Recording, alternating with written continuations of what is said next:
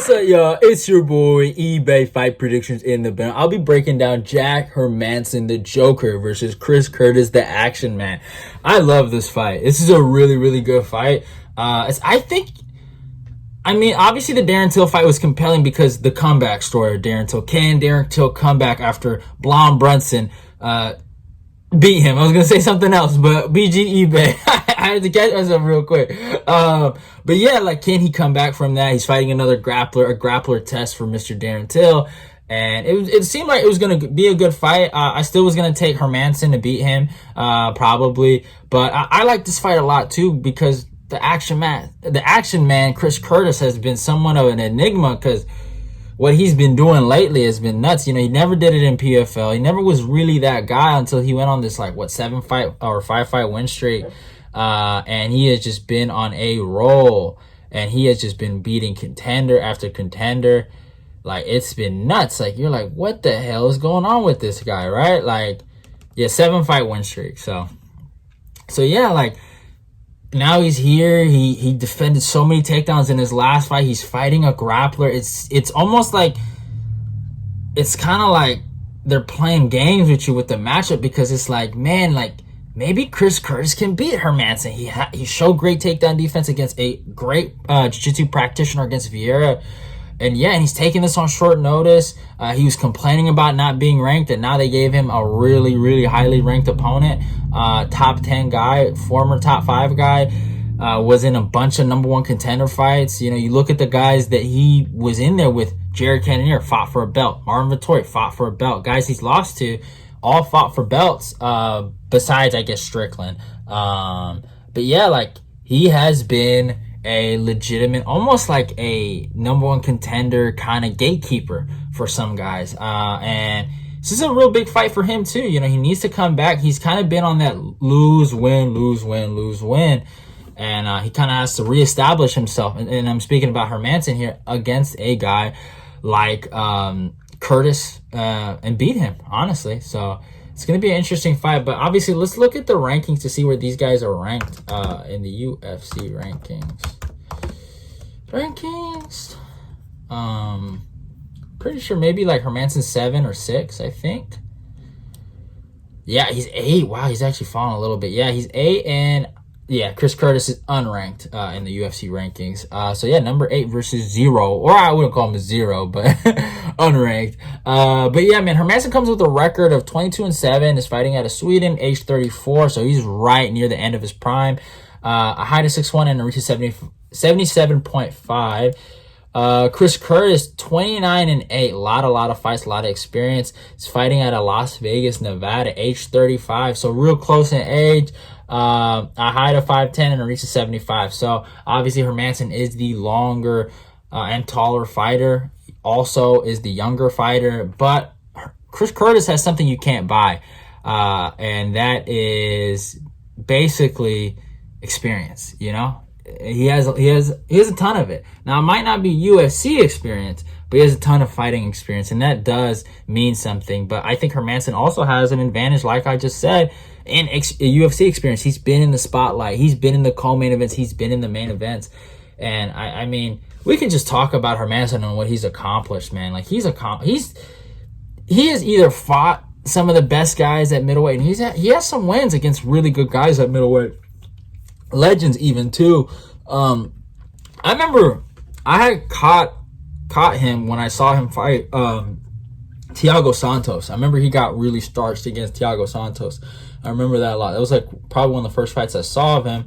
He has that loss to Cesar Ferreira where he got choked out, but it was that Santos fight that I saw, and I noticed he's a grappler. You know how grapplers, when they get punched, it's a weird thing with some grapplers. They just have a weird ability of not taking punches sometimes, you know, and just kind of like curling up in the fetal position, and just not being great. But then his little win streak that he went on, his 4-fight win streak, when he fought Tyler Ladies and Gerald Mirchard and David Branch and Jacare, this was probably the best run he ever was on.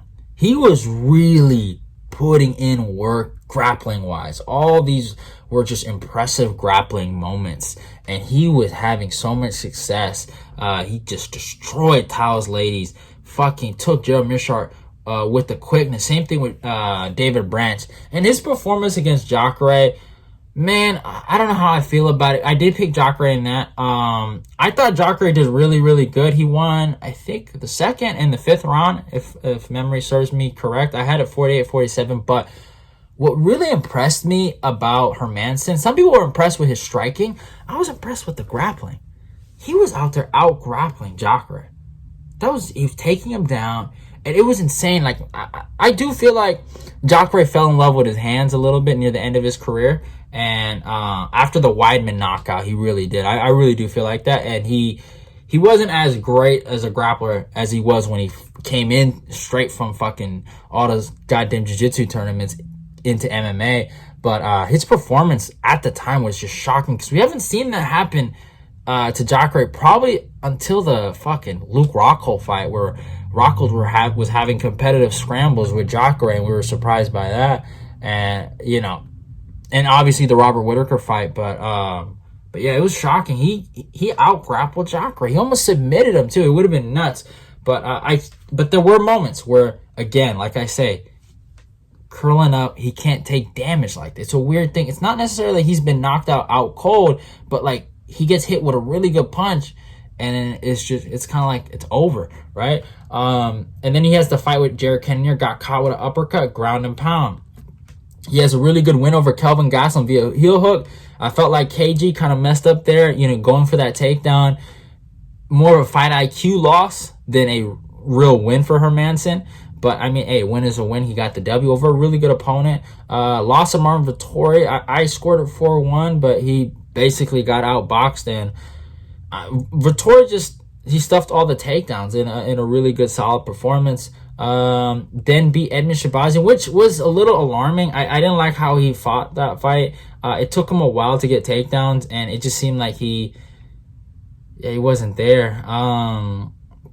It was bad. It was bad for him, and he won the fight. When he got it on the ground, he is a monster. He ground and pound. The crucifix was just good, but it's just his wrestling. Like, there'll be days where I'm like, man, his wrestling's really good, and then there's just times where it's just like, man, like, I don't know if there's no commitment or if there's a loss in explosiveness or something, but like, he has incredible throws. It's more upper body for him, more or less, but yeah, it's like sometimes it's weird. Like, I don't want to say he's an opportunistic grappler, but it does look like he is an opportunistic grappler. He has a hard time getting it there, right? Sometimes against really good guys, though, against really good guys, and then against the Sean Strickland fight, it was close in the striking. I will say that, but he got outworked, out-jabbed, and for me, he couldn't get a fucking takedown. You know, that was the worst part about that Strickland fight was like, I was really counting on him to wrestle, and he didn't do it. So, you know, it is what it is. But yeah, I mean, he lost that fight, and now we're here to the Chris Curtis fight. And I mean, Curtis, he has made a splash. As much as it pains me to give him credit, but like, you know, first fight against Phil Hawes, my favorite fight of his, knocked out Phil Hawes. I was so happy about that. Even though I picked against him, I'm not gonna lie, I really wanted to see Mr. Phil Hawes get humbled, but he did, and that was really, really good. But I mean, hey, no disrespect to Phil Hawes, that's just how I felt personally. But yeah, like, he really like landed a beautiful shot. But I will say, Phil Hawes was lighting him up. He was getting lit up until he landed that counter left, and he fucking rocked Phil, and we all know Phil doesn't have a chin. Then he fights my boy Brendan Allen. Oh, thank God I didn't stream this night. The pain. You know, man, Brendan was doing great. The kicks, his boxing was looking really good, actually, with Chris Curtis. But Curtis, again, body shots. Like, Curtis has underrated hands. He does take damage, and then eventually he gives it back to guys, but it does take him time to eventually, like, you know, fucking land properly. But with Brendan Allen, I thought Brendan was doing great. The first initial takedown was crazy. The body kicks were crazy. And he was landing shots against Curtis. But Curtis caught him with a beautiful shot. humbled me, and he beat Brendan Allen. I did not think he was going to beat Brendan Allen. And Brendan was looking so good. He was so... In that first round, he looked really good. Like, Brendan in that first round looked way better than his Jacob McCon or McCoon fight, or even his Sam Alvey fight. That first round of Brendan Allen versus fucking Curtis was really, really... Like, he looked really sharp. And he beat a good Brendan Allen that day, a confident one, too, who was on some good momentum. And then he fought Rodolfo Vieira, stuffed like some crazy number amount, 17, 20 takedowns. Looked really good. The only thing is with Curtis, he's always looked good grappling wise. It's always that he's kind of getting lit up in the beginning. Like every first round, he kind of loses. He lost the first round to Vieira, and then he started figuring out Vieira, and then obviously the takedown defense helped him a lot. So yeah, and that's what makes this fight awesome against Hermansson, is that his takedown defense looked amazing, and now he's fighting another grappler, a higher level grappler. Even though Vieira is a great jiu-jitsu player, Hermansson is really good. Like, he's really good, you know? So it's going to be really interesting to see how well they match up together. Sorry for the interruption, y'all. But yeah, like I said, I got to give you a prediction. So I'll look at it from both sides. How do I see Chris Curtis winning this fight? I feel like takedown defense is really good, and I do think he has a bit of a boxing advantage. Hermansson's hands have gotten a lot better, though, and his striking is not bad. But he does hit harder. He's more durable. If he can sprawl and box, like I normally say for every guy that's going to fight a grappler, start chaining boxing combinations, putting pressure on Hermansson, forcing him to go for takedowns, he should outwork Hermansson. And then, yeah, maybe get 30-27 or 29-28 decision. And that's one way I can see Chris Curtis winning, maybe even getting a knockout. I could see that too. But I just personally feel, and this is my prediction, I'm taking Hermansson by first round sub, man. I just think if it hits the mat, Hermansson's just a different level, and he just gets submissions out of nowhere. And if you just, obviously, I don't want to base it off of this, but he's been loss, win, right? Last fight he lost, right? That normally means by the pattern he has to win, right? And I just really think grappling wise, he's on another level than just when it hits the ground. The wrestling it might even out, but when they hit the ground, he's just on another level than Curtis. His striking isn't far from Curtis. So when I really look at the edges, I look at Hermansson. Like, obviously Curtis can win and it's a close fight, but I think Hermansson should win this fight, honestly. And yeah, I think he's just a better fighter out of the two. And yeah, I got Hermansson by first round sub. But I hope you guys enjoyed the video, though. Go follow me on Instagram and Twitter. Like, comment, and subscribe. And go click the notification button. Let's get this eBay Fight Prediction Nation growing. Love y'all, and goodbye.